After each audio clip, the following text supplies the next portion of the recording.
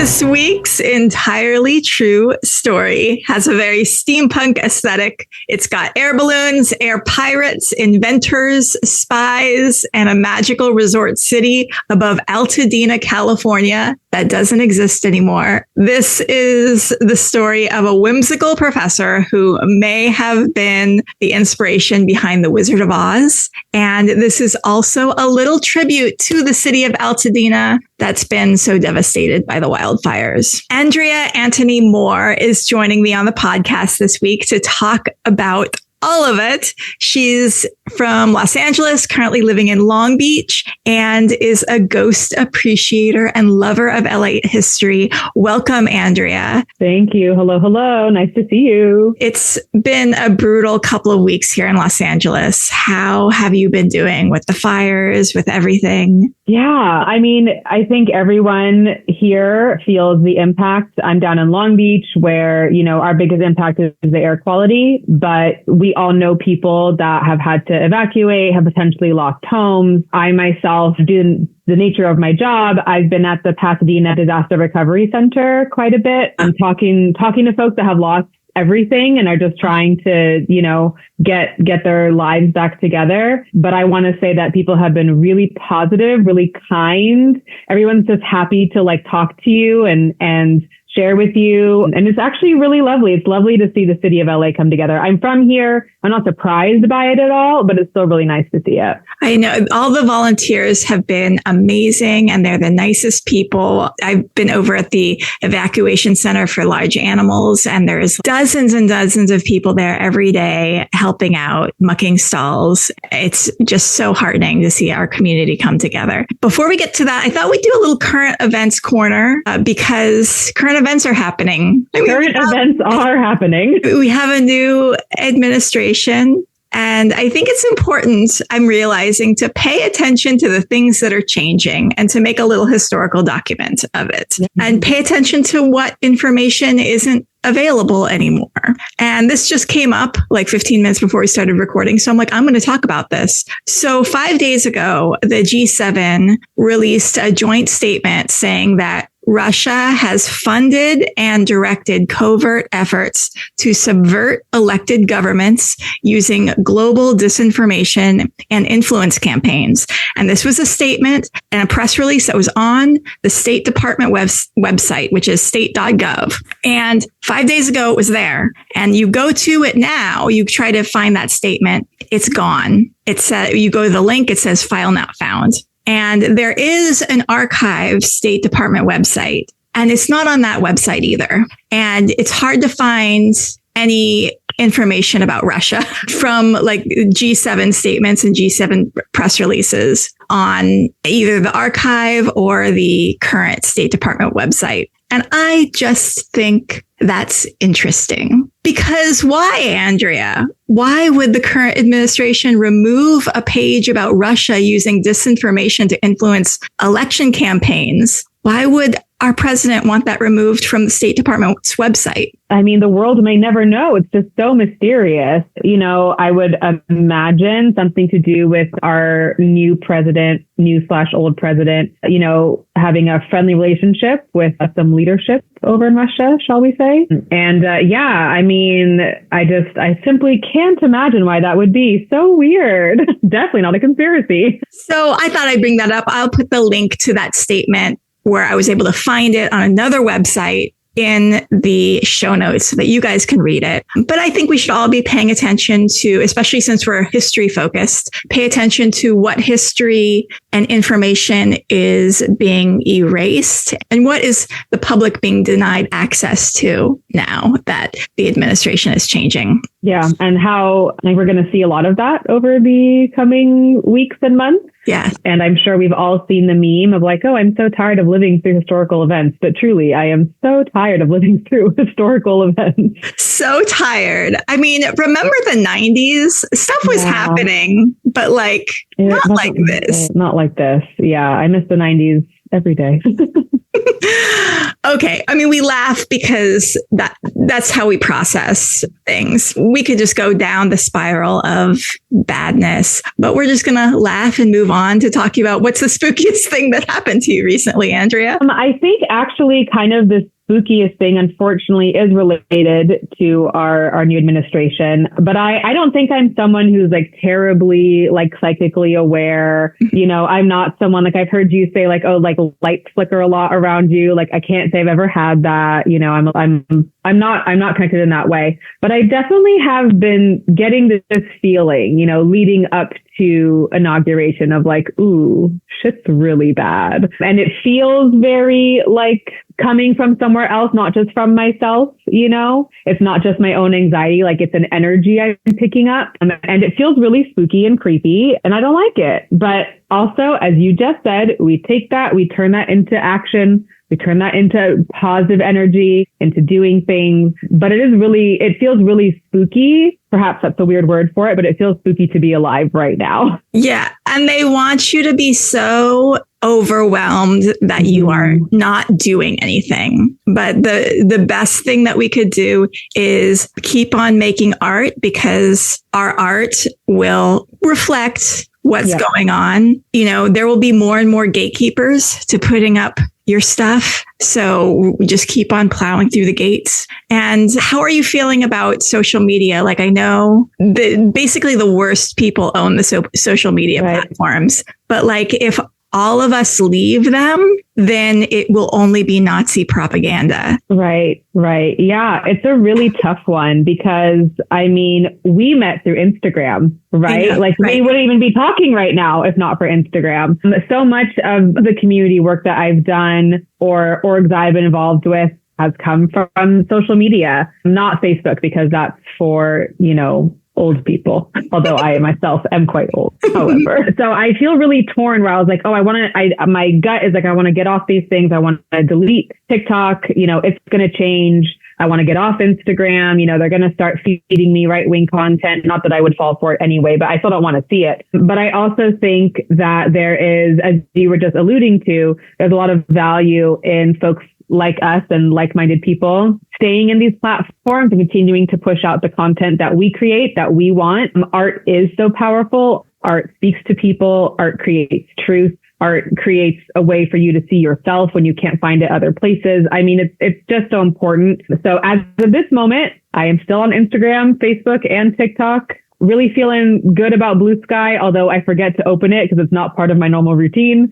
And that's how I'm feeling. What about you? Yeah, I did take a little break. I've been less active on Instagram pretty much since December, but that's just me being overwhelmed with work and everything. And I've been thinking like, you know what? I'm actually going to double down on putting out the memes and everything, because I think that's going to be the antidote to all of this stuff that's going on. So I'm going to maybe take a few weeks and make like 600 memes, which is what I do. I just like sit there and I just farm out a bunch of memes, and then I just schedule them out so that they hit people every single day. And that'll be my approach to fighting all this. Let's get into a crazy story about a balloon man. His life story is also going to give us a little history of America, because this guy is such a kind of bombastic, big talker, showman. We don't really know who he really is. So in telling this movie that we're presenting for you, the movie of this man's life, I'm going to tell you the parts where I'm going to take a little creative license and be like, wouldn't it be cool if this were a movie and this happens instead?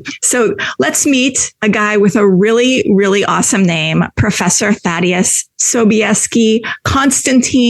Lowe. Let it sink in. Let it sink in. And I put down that I imagine him being played by Robert Downey Jr. You pictured Daniel Day-Lewis. Yeah, I think it has to be someone quite, not that Robert Downey Jr. isn't eccentric, but I think Daniel Day-Lewis could really capture that weirdo energy that we're going for in our film. And I really, just like 5 minutes before I started this, I realized much of this plot takes place when he's like in his 20s and 30s. So it might actually be a younger actor. So someone who's a younger actor, someone who's weird. Timothy Chalamet, he's hot right now and he is very strange. What a strange little man. I know. What a strange little man. I'm cheating because I already put him in another movie, but casting him. Timothy Chalamet would be good. I was also thinking if you go a little older, Robert Pattinson. Please don't even get that man can do everything. Right. Or, Andrew Garfield. If you're going a little bit, we're going to make him a little bit more wholesome, but intense. What about Sabrina Carpenter's ex-boyfriend? They just broke up. Barry Keoghan. He's weird. Who? Barry Keoghan. He was in Saltburn. I'm probably saying his last name. I'm embarrassing myself right now. Oh, yeah. And who is in Banshees of Inisherin. Yeah. He's a quirky fellow. Who can age into Daniel Day-Lewis. Yeah. Born. Okay. And the guys, there's a few different days on when he was born. His great-great-grandchild has a website devoted to him and lists his birth date as April 20th, but Wikipedia says August 20th.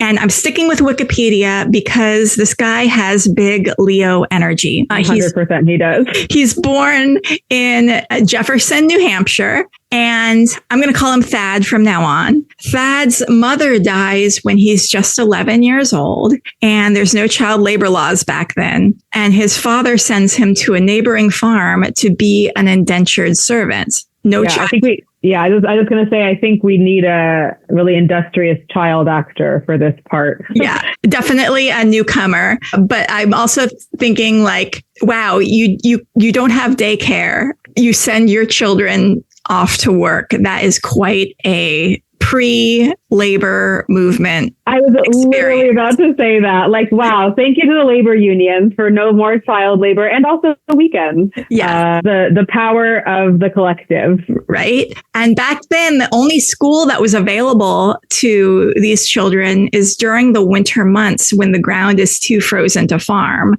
So he only gets 3 months a year to devote to learning, but he loves learning. His teachers even give him their own books because they don't have school books. But the kid's I want to read. I want everything.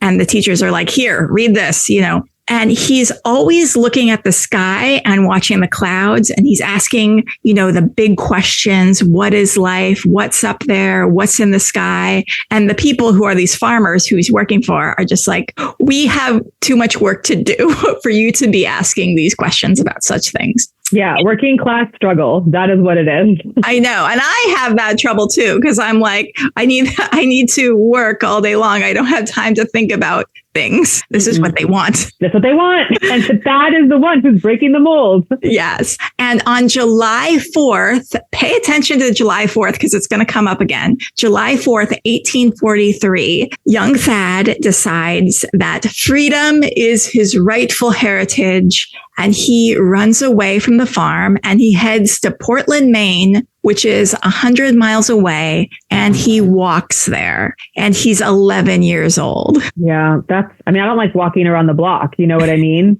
That's very impressive. Although at 11, you have a lot of energy. Different now. Good for him. You do, but it's hot. I'm sure it's the middle of summer. That's right. Did they have water bottles back then? What did you do if you got thirsty? Yeah, you had a water bottle. You had a little napkin.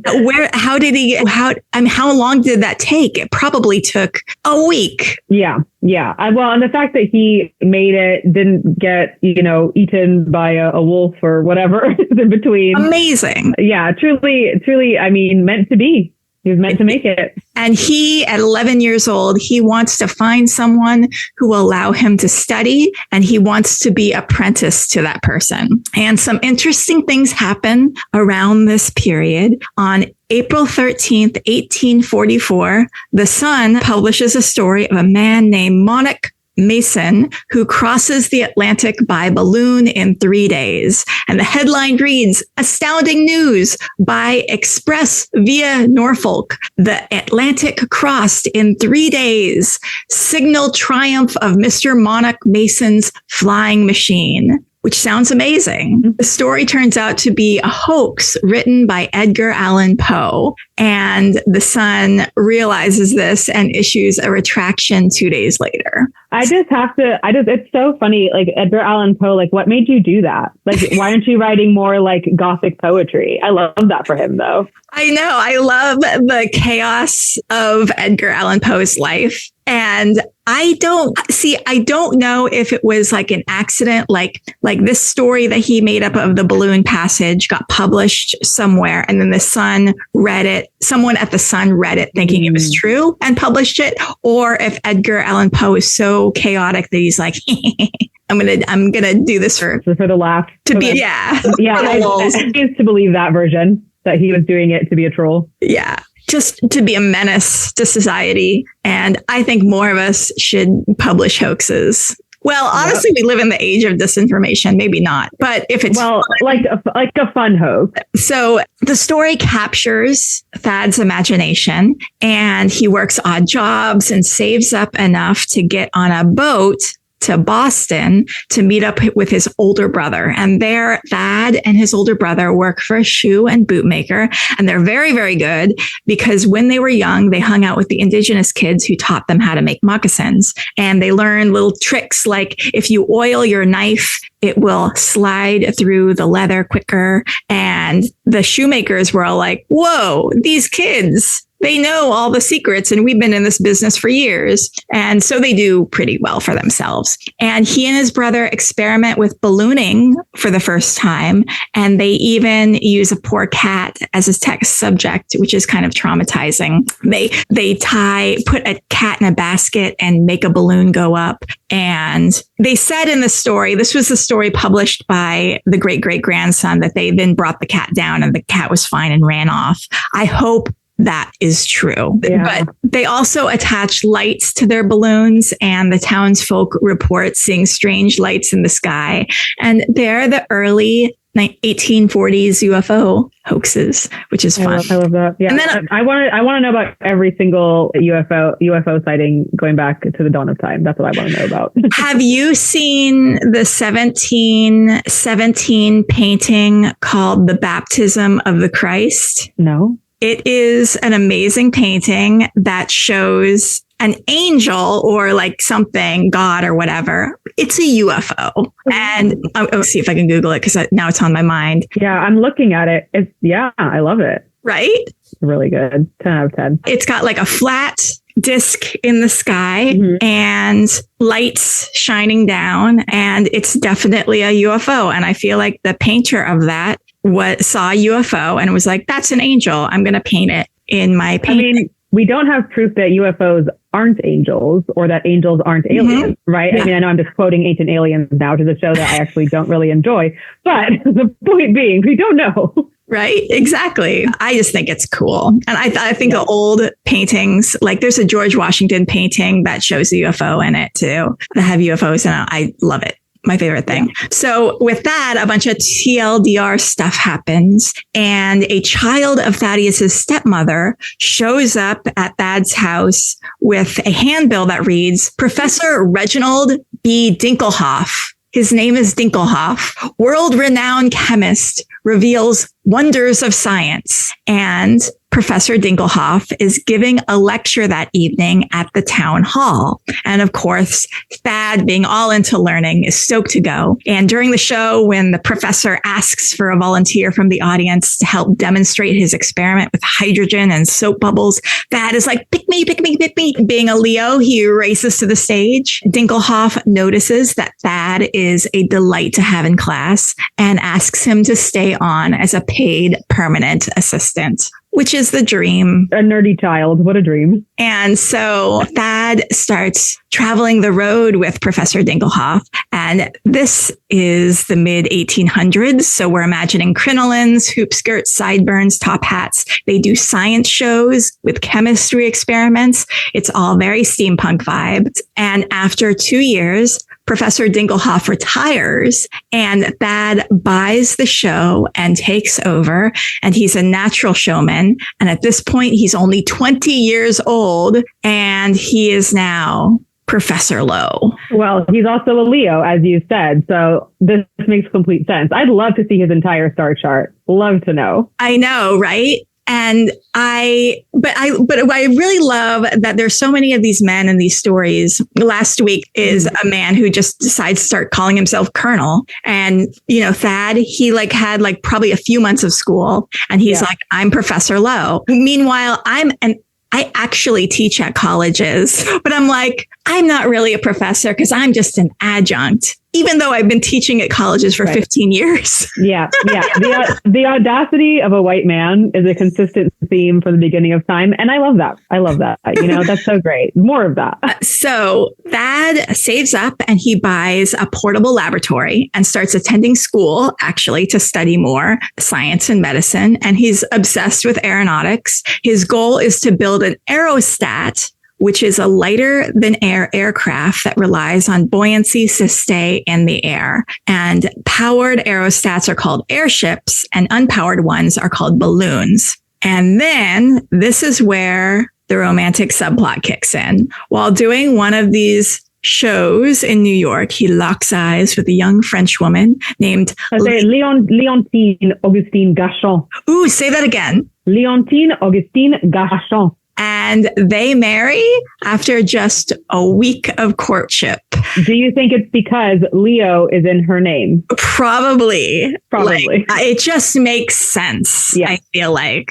And for their honeymoon, they head down the Mississippi River. And according to Thad's son, as reported in a 20th century newspaper, they put on marionette shows to pick up a little extra money, as one does on their honeymoon. He uses a pseudonym, Professor Carlincourt, to hide his identity, because he's known as the chemistry professor. He doesn't want to be known as the marionette professor. You got to have two distinct identities for your brand. He knows this. And just a shout out to your previous episode on the Magic Castle, which I have been to and found terrifying because of the amount of marionettes that are inside. So many. And I was very unhappy. So I also want to hide who I was if I was doing marionettes. So you have a marionette phobia. 100%. And what is it about them that's so scary? I mean, it's definitely the uncanny valley piece of it. It's like the strings being controlled by someone else. It's their creepy little faces. Like I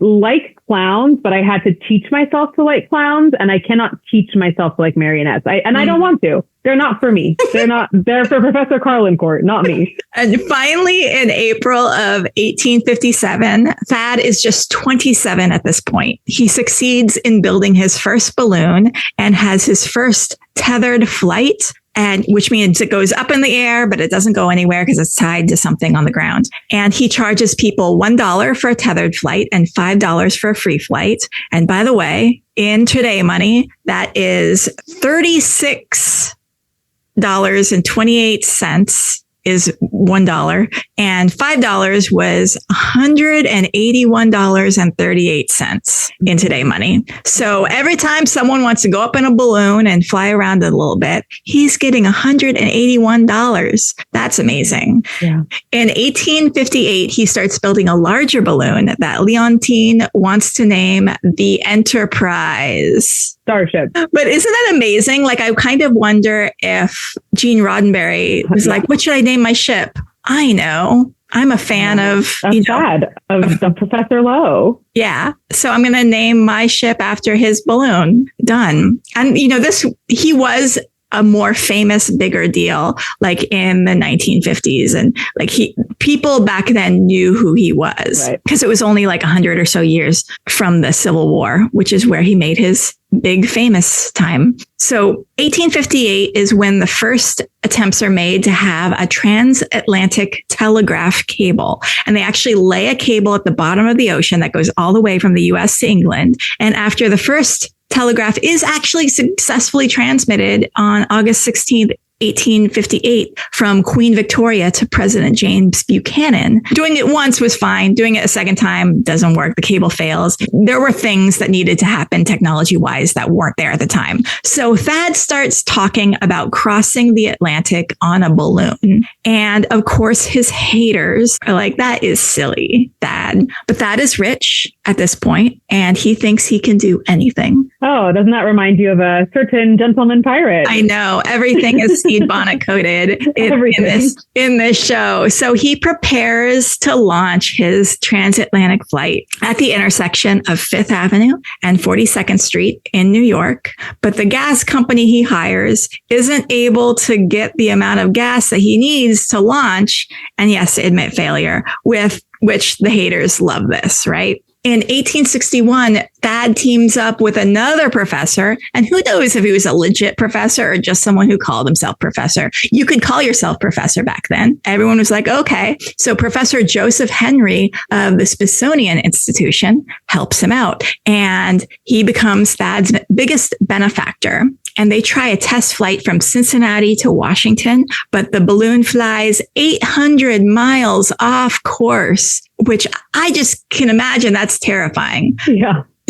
To South Carolina during the Civil War. And by the way, South Carolina is in Confederate territory. In case you forgot, I couldn't remember by all the Confederate flags that still fly there. So he's flying over South Carolina, and the men in the field see this strange balloon floating over, and they actually are freaked out. They're like, what the fuck is that? They've never seen anything like that before. The women, though, these women named Teresa Hames and Susie Palmer are actually brave enough to go out and be like, what's this guy in this balloon? And Thad throws down a rope and is like, hey, you guys, can you help me out here? And they pull on the rope and they bring the balloon down. And everyone on this farm is understandably freaked out. Is he a Yankee spy? Is he some kind of devil? But Thad, of course, is a showman. So I'm sure he uses his charisma to put them at ease.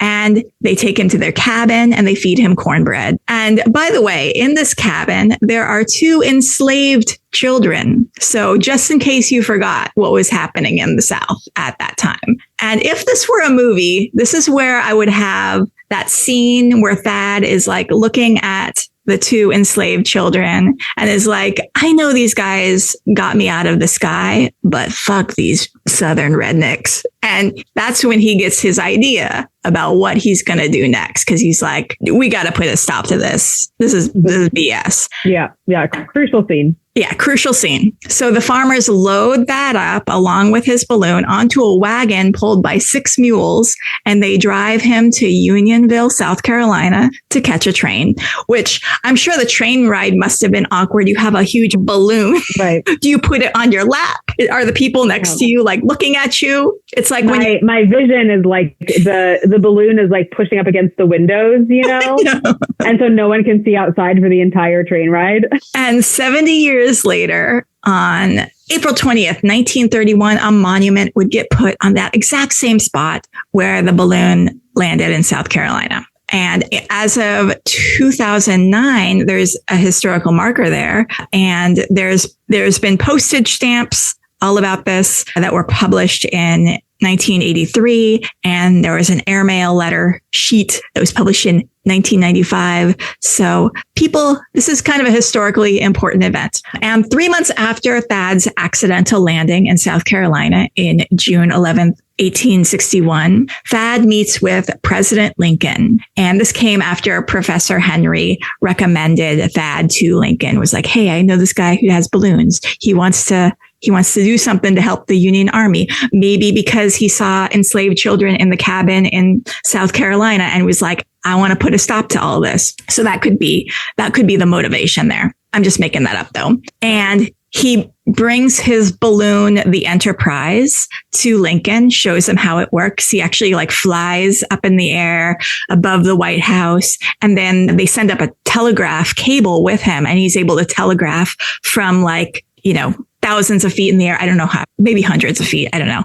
And is able to say, this is what I see from up here. Your roof needs fixing, that sort of thing. And then Lincoln's like, cool, I love this. I'm going to appoint you the chief aeronaut of the Union Army Balloon Corps. I love that. That makes no sense. And I love that man. He's like, oh, you crazy man, young man with a balloon with a big name. Yeah, you're my chief aeronaut now. That didn't exist before, but now it does. But you know what? That's great. That's ingenuity in action. And so Thad builds 7 gas-filled balloons for President Lincoln, and he performs aerial reconnaissance on the Confederate Army. And which is crazy because when he actually did crash land in South Carolina, he was like, no, I'm not a spy. And now he's like, I'm a spy, bitches. I love that for him. And the balloons are named the Eagle, the Constitution, the Washington, the Union, the Intrepid, the Excelsior, and the United States. All very patriotic.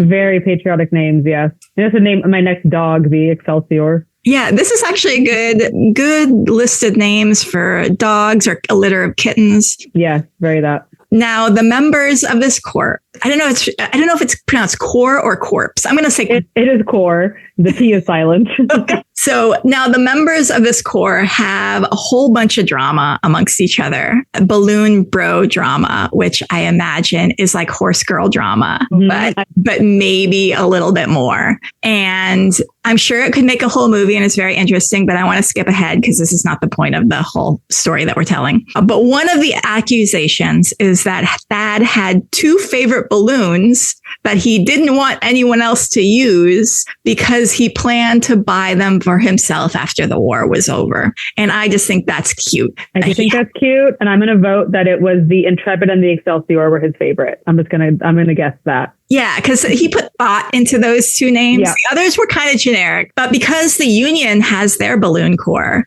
the Confederates feel that they need to have their spy balloons too. And this is where you have the montage of the Confederate Army trying to have their own balloons and not knowing what the fuck they're doing, and just like fail montage. You know, people setting their balloons on fire, people like going away. And I don't know what happened to Colonel Hicklebum. We'll send a message to his family, letting them know that he died courageously in battle. But he just is. He's lost. He went away. Even though the Union's Balloon Corps is extremely successful, they do what they're going to set out to do. They're not taken seriously by the military because these are all civilian ballooners. They're putting their lives at risk, though. And there's a certain captain named Sirius B. Comstock, who I don't know if he's related to the guy who passed the Comstock Act, which made birth control and pornography illegal. But I'm going to say that, yes, he is. He resents that Thad is being paid more than him. So when the balloon corps fall under like his purview, he reduces Thad's pay. And of course, if you're doing good work and you're working hard and your pay gets reduced, you're going to be a little offended. And so he was. And so he's like, fuck you, I quit. And the Balloon Corps gets disbanded. And this is where this whole story of the Balloon Corps is why a lot of historians say that he was the inspiration behind the character Oz and the Wizard of Oz. Can I just say, I cannot escape wicked discourse. It follows me like a ghost. That's my other spookiest thing, is wicked discourse is everywhere. And like I saw it and I was like, this is fine. And maybe that's controversial. But I was like, yeah, it's fine. And everyone's losing their minds and I can't escape it. Everywhere I go, there it is. And here it is again, haunting me. Well, and what kind of discourse are you hearing? Ariana should get an Oscar. And this is like the most amazing story of overcoming adversity. I'm like, is it? I mean, I guess. And then, of course, before TikTok got taken over this weekend, I watched like a 13-part TikTok on the book Wicked, which is complete insanity. So I'm thinking about that while I'm watching the movie. It's a lot. And I wish people would just, we still have Wicked Part 2 coming out. We got to talk about something else. Yeah. Wow. And part of me makes me, I wonder, is that genuine, or is it the companies hiring the influencers to do these like long discourses on the movies to get conversation going, to make it seem like a thing. So people are like, I guess I got to check out Wicked. Oh my God.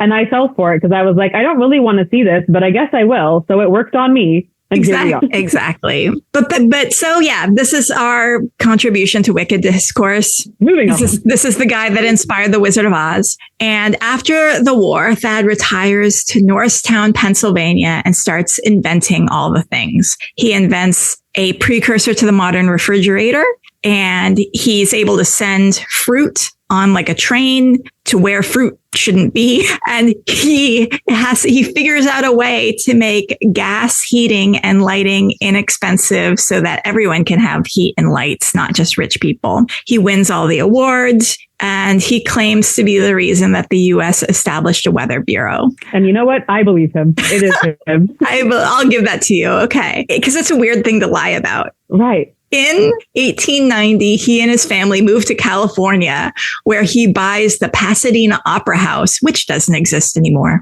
And he uses that as his offices, and he sets up several ice plants, factories that make ice. That's what it means. Okay. He sets up a gas company and the Citizens Bank of Los Angeles, which later gets bought by the Crocker Bank and then gets absorbed by Wells Fargo.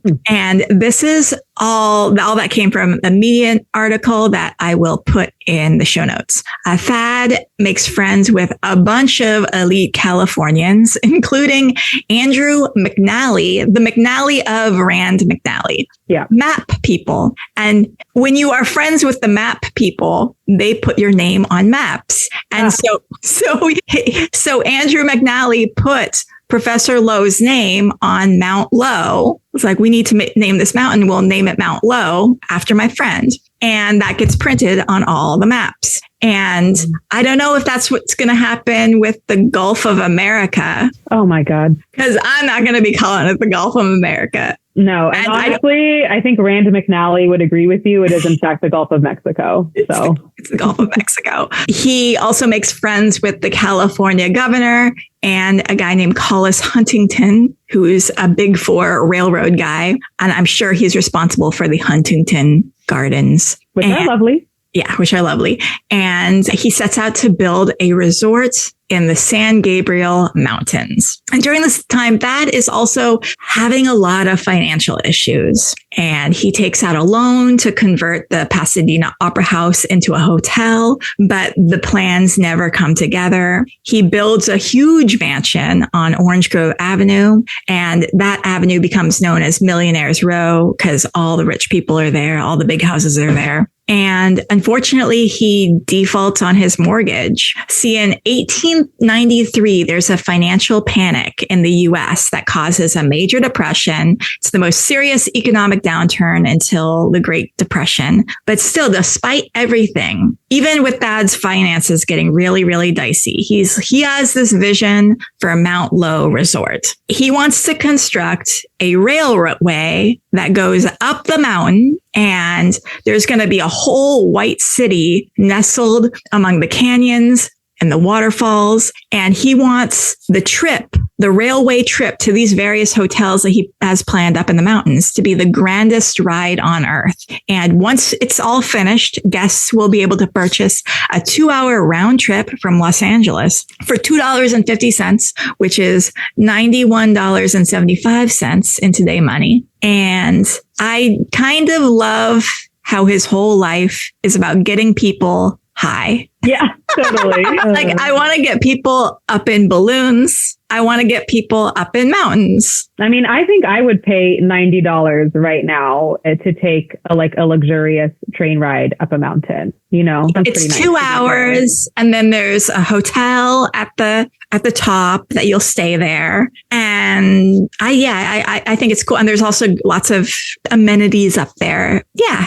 And it's beautiful, right? Well, I mean, maybe not presently, but yes, I would pay that money for sure. Yeah. Yeah. So this vision, it's not only expensive, it's very tough work. There's a ridge called Granite Gorge that took 8 months to cut a grade through. Gangs of workers have to carry rubble up 50 plus yards where it's then dumped down the side of a canyon. The cement for the bridge has to be carried up on the backs of workmen because the burros refuse to travel up a 62% grade. But still, I hope those workers got paid well. But still, Thad persists. He imagines the start is going to be this really long, steep incline from the base of Rubio Canyon to the first peak, which is Echo Mountain. And this great incline is about 2,500 feet and it rises 1,200 feet in elevation. Passengers ride on a trolley called the White Chariot. And the incline starts out at a slope of 57% and increases to almost 62% before dropping back to 52%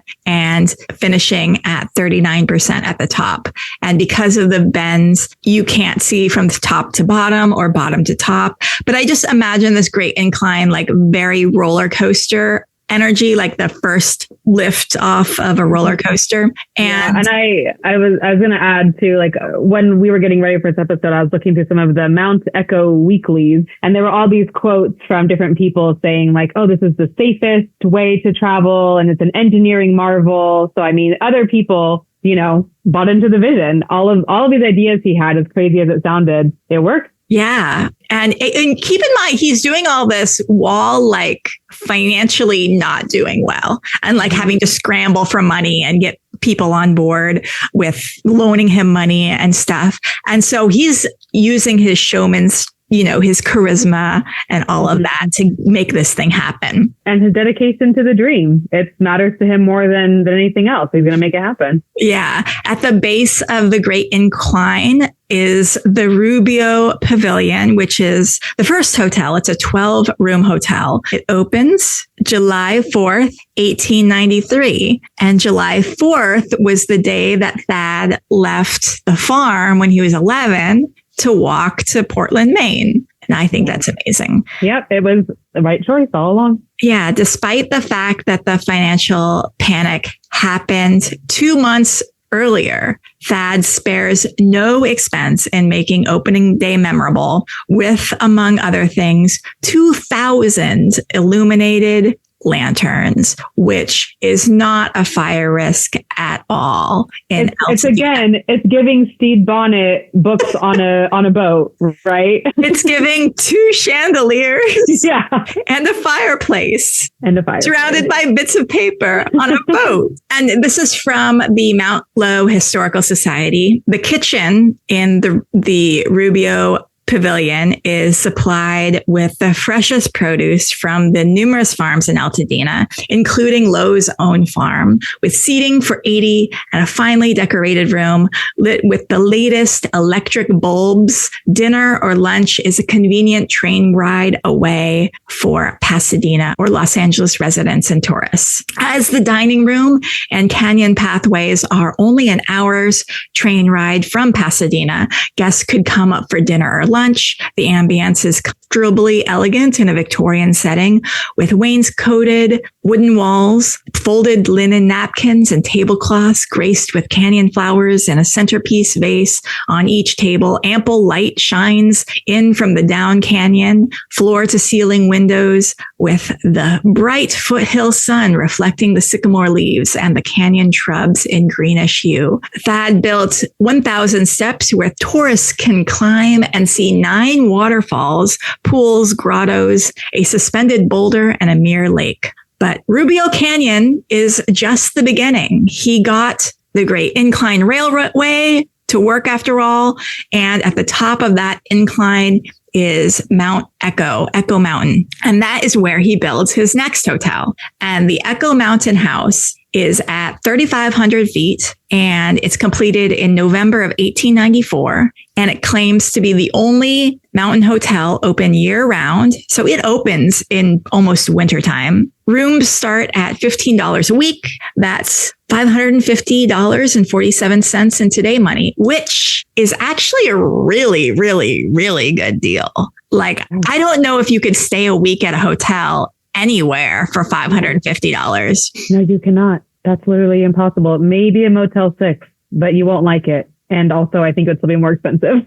So that's wild to me. And this is like luxury as well. Yeah, this is luxury in the mountains with huge staff. Crazy. Yeah. So this hotel costs $63,000 to build. That's $2,300,000. Let's just say, reading a long number. I literally can't read long numbers. If you tell me anything, I'd be like, yeah, sure. Yeah, I know. So I'll just say it's $2,300,000 around there in today money, which actually is also not that expensive for a hotel. I mean, $2 million is like kind of a nice house in Studio City. Like, it's not like a 70-room luxury hotel. So yeah. He must have got a deal somewhere. It was his charisma. Or how about inflation? The cost of things is just crazy ridiculous now. Well, that's true. Yeah, we have lost all sense of what things cost in this days. Yeah. So the hotel features 70 rooms, a social hall with a fireplace, Persian rugs, and a grand piano, a large dining room with a balcony where an orchestra performs. He's got an orchestra there, a smaller ladies' drawing room, a billiards room, a bowling alley, a barbershop, and shoe shine stand, all with electric lights and heating provided by gas pumped from Pasadena in the valley below. A souvenir shop called The Bazaar is stocked with spoon, postcards, trays, photographs, and other memorabilia for guests to purchase. A gift shop out the back. I'm going to keep doing this. Their guests can enjoy an astronomical observatory, car barns, dormitories, repair facilities, a casino and dance hall, and a menagerie of local fauna. And there's a silver fox farm there with 1,500 foxes. And it's not like that island in Japan where you can just like hang out with foxes. They're being bred to kill and sell their pelts. So they're in cages and stuff, which is kind of fucked. We'll leave that out of the movie. I know. In my movie, it's just like a huge pasture of foxes, right, and people go lay down in the field and a bunch of foxes lick their face. Yeah. There's also a tamed lynx and 4 albino raccoons. On December 14th, 1895, there's a new hotel that's opened. So we're up to 3 hotels now. This one is the Alpine Tavern, and it opens December 14th. It's like smack dab in the cold weather season. And this later gets renamed the Mount Lowe Tavern. And there's a video that I will drop in the show notes that like is old film footage that shows you the whole journey to get there and all around. It's very, very cool. And to get there, you have to take the electric trolley from Echo Mountain, which crosses 18 bridges and passes 127 curves. And Henry Ford even makes a silent documentary film of the trolley ride. He places the cameras on various cars to film the journey. It's 5,000 feet above sea level. It's a 22-room hotel and has a pool and a tennis court. And a room is $12.50 per week, which is $469.65 in today money, which is crazy cheap.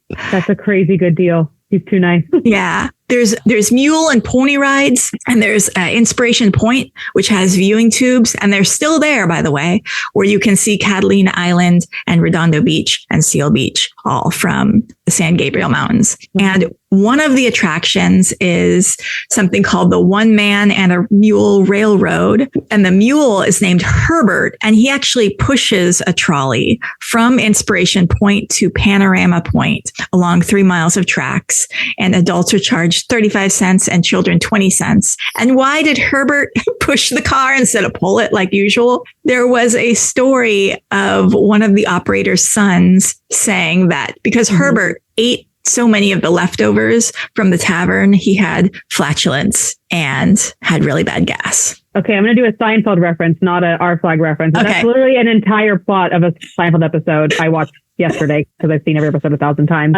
They must have gotten inspired from the story of Herbert and his flatulence problems. What's the Seinfeld? It's the one where George needs to sneak a rye bread into Susan's parents' house, his fiance, because his crazy parents stole it after they brought it. And so he asked Kramer to take Susan's parents for a little like horse cart carriage ride. So like, oh, cute. You go out in your carriage. I'll put the bread back while you're out. You won't see me doing it. And then Kramer had been feeding the horse beefarino, which, I think as you as a horse human, probably know horses don't eat that. Yeah, great episode. One of the best. That's hilarious. I do know someone fed my horse a burrito at some point because I saw what do you mean? Why would they do that? I don't know. I just saw like burrito sauce like all over her. And I was like, I guess someone fed my horse a burrito.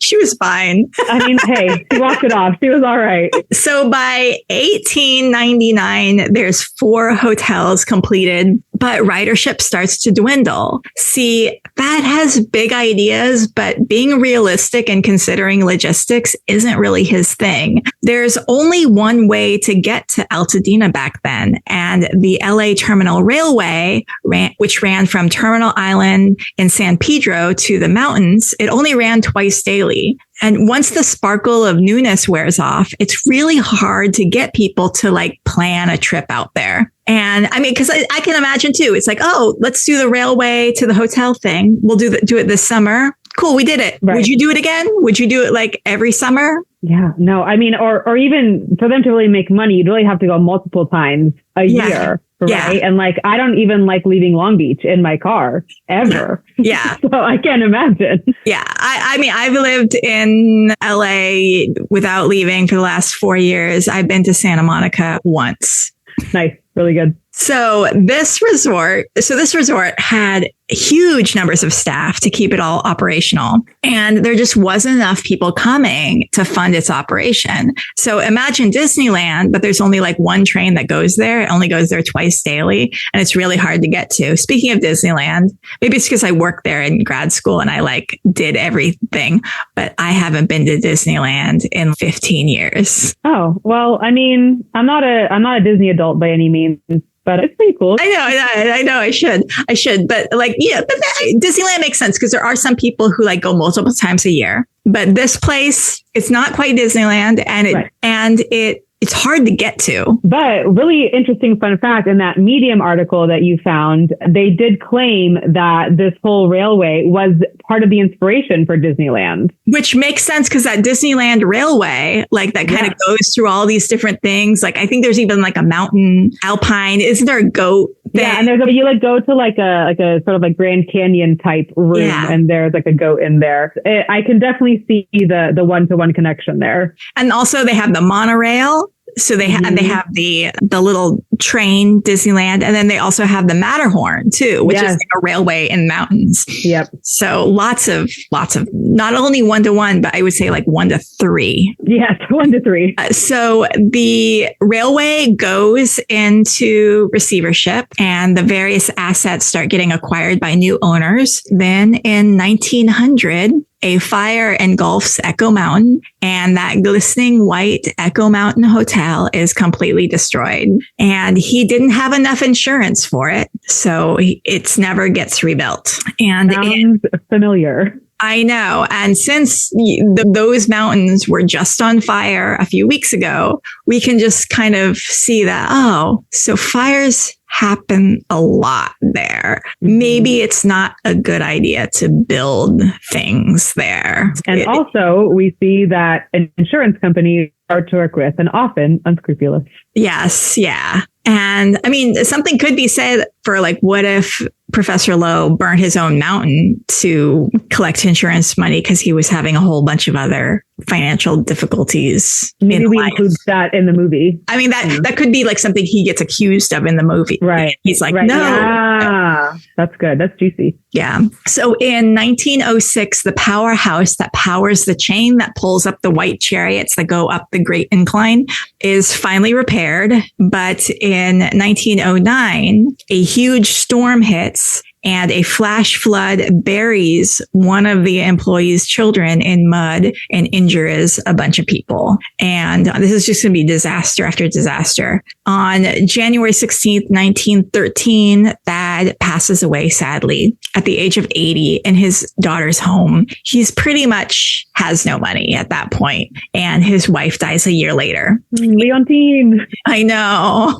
And in 1928, another storm hits and winds blow apart the observatory. The curator runs inside to try and collect the expensive lenses, and the building is crumbling around him. And I do not know if he actually saved the lenses or not, but he manages to escape just as the building completely crashes around him. And in 1936, another fire blazes across Mount Lowe, and the Mount Lowe Tavern blows down, and the railway goes out of business as well. And in 1937, a rainstorm hits and destroys the last of the railway. It strands the caretakers there for 17 days, which is amazing to think about. Yeah. Imagine being stuck on a mountain for 17 days with your coworkers. That would be... And like a crumbling remnant of a hotel or whatever hotels are left at that point.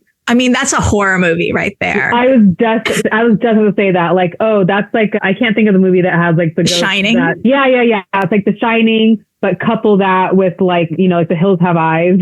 Yeah. I mean, it's got a lot of things. It's got like, Native American burial ground, spirits from the mountains. There's Bigfoot stories up there. So you could have a Bigfoot movie, horror film, being stranded in the mountains. A lot of directions you could go with this. By 1941, all the remaining buildings are abandoned and the metal and machinery parts are repurposed for World War II. And from the 40s to the 60s, a lot of the foundations are dynamited to prevent hazards. And in 1962, they dynamite that powerhouse that was pulling up the chariot for the final time. And in 1993, the Mount Lowe Railway site is listed on the National Registry of Historic Places, and the Forestry Service dedicates some land to be a monument for some of the artifacts that have been found there. And the Echo Mountain Trail and the Sam Merrill Trail will take you to the Sam Merrill Monument, which is the former site of the observatory, Inspiration Point, and Mount Lowe Tavern. If you want to go there, see if you can find anything. Maybe not right now. Maybe not right now. Yeah. But gosh, if there was anything left, it's probably been burned more. Yeah. Or maybe the fire like exposes some sort of metal stuff that's still in the ground, and maybe you might be able to, after everything blows away, might be able to see something there. I don't know. The Inspiration Point shelter is still there, although check my notes on that because the fire, maybe it destroyed it. I don't know. We'd have to. But according to like a few months ago, the Inspiration Point shelter is still there. There's viewing tubes there, and you can see a reproduction of an echophone, which is like a megaphone that you shout into, and then it makes echoes in the mountain. And there's a love seat there where Thad and Leontine used to sit. That's cute. Very romantic. And during the 40 years where it was operational, 3 million people rode the railway. But this is a great example that the ocean eventually takes everyone's sandcastles. Yeah. What a beautiful history. Yeah, I know, right? Too bad it all happened before color photography. I know. Because I would love to see color photos, color videos, but we'll just have to imagine what it looked like. Mm-hmm. Did you find any other interesting facts about Thad or Mount Lowe? I don't know if I found other interesting facts. The Disneyland one was really fun. I enjoyed that. Also from that same Medium article, apparently his granddaughter beat Amelia Earhart and became the fastest woman on Earth. That's amazing. But, sure. Of course, the family seems like they are very driven as people. And the daughter, was she like fast in an airplane or in a car? What did she? Let's see. So the granddaughter is Florence, nicknamed Pancho, Barnes, and he introduced her to her lifelong love of aeronautics, of course. So she turned her back on life as a society girl and began instead to be a Hollywood stunt woman. Love that for her. What a journey. She also horse girl, training horses, doing stunts with the horses, and then started doing actual acting in the airplanes. Oh. And then she worked for some time as a pilot for Union Oil. And then after that, she formed the Mystery Air Circus, where she was actually parachuting from airplanes and doing stunts, which is wild. And then on August 4th, 1930, she reached speeds of 197 miles per hour. And that is when she beat Amelia Earhart. And it sounds like that was in a plane. So not running. But she has a crazy story. I think we should do a whole episode on her. Yeah. That's a lot of activities for one exciting person. Well, I mean, you got to think your grandfather, was a Union balloon spy in the Civil War. The Wizard of Oz character. Inspired the Wizard of Oz. He built a railway in the San Gabriel Mountains. And so she's like, well, I guess got to carry on the legacy and just be as extra as possible. Yeah, I love that for her. That would be another great movie, which we can think of casting for that. But I think something that stood out to me in this story, as someone who has lived in Los Angeles and from here and, my whole life pretty much, Los Angeles is such a city that gives and takes away. And I just love that so much about this place. You have to be respectful of the natural climate that we live in. Yeah. We live in, what makes California unique and the way that we can grow the crops that feed so much of the rest of the country. And, the beautiful weather we have here. Everyone wants to live here. We don't really have winter. It is a great place to be, but you also have to be aware, we have fire season. We have Santa Ana winds that make fire season worse. We go through cycles of drought. And of course, because of, and we have earthquakes. And because of who I am, I'm always going to bring the conversation back to climate change. I've been working in sustainability for years and years and years at this point. And we're seeing those patterns increase and get worse, right? It was already bad in the 1800s, late 1800s, but 1800s impacting THAAD, right? And now here we are so much time later. And because of climate change, those cycles are more extreme. They're happening faster. We need to be aware of that. We need to be ready for that. And we need to come together as community, as we've seen LA do, in these last couple of weeks, and take care of each other, take care of the land, listen to Indigenous people who know how to take care of the land properly, really take care of this place that we love so much, because it is wonderful and scary. And if you think about it, LA has really only been around as a city with buildings for 150 years, which is a tiny, tiny amount of time. Think THAAD's little city in the mountains could only exist for less than 40 years. And all those natural disasters that pummel it again and again, those are going to come to LA. Those already are. Yeah, they are. They're going to get worse. They're going to get worse. And, I don't say that to make anyone feel scared or want to leave. Quite the opposite. I think it's important that we are aware of what we're dealing with climate change and how that specifically is going to impact LA, and that we protect each other and take care of each other. Yay. This is a good spot to end it. So what are you working on? Where can people find you? I am working on being a good and responsible human. Yay. And that's an ongoing journey. I am also about to be going to New Zealand in a couple of weeks, where I'll be, getting some good content for the other podcast. And I'm pretty private on social media, but my public profile is my one on Blue Sky, which is Pajarito Botones, which means birdie buttons, if you translate it. And I don't really share a lot on there, but if you want to send me things, I want to know about it. So please do find me there. Cool. I guess since there have been so many Our Flag Means Death references on the show, we should say that we do have another podcast called Our Flag Means Fanfiction. So if you too are a fan of Our Flag Means Death, you might want to check out that podcast too. And we have every month we do a Gay Pirate News Hour. And this time we're going to be having a few people participate from New Zealand. So it's going to be fun. Yeah. And I am working on bringing you more episodes of Haunted Hollywood Hour. We have a lot of things planned on the docket coming up. So keep on subscribing. Be sure to give us a rating and a comment or review to let other people find this. If you enjoy this, tell your friends about it. And our little community is growing ever so much. Every time we put out a new episode, it grows a little more. So thank you guys who have been with us from the beginning, and those of you who are just coming on and binging all the past episodes. We hope you're enjoying it. You can always give us a little suggestion of what you'd like to see on here by emailing us at hauntedhollywoodhour@gmail.com and follow us on Instagram at Haunted Hollywood Hour, all one word. Until next time, bye.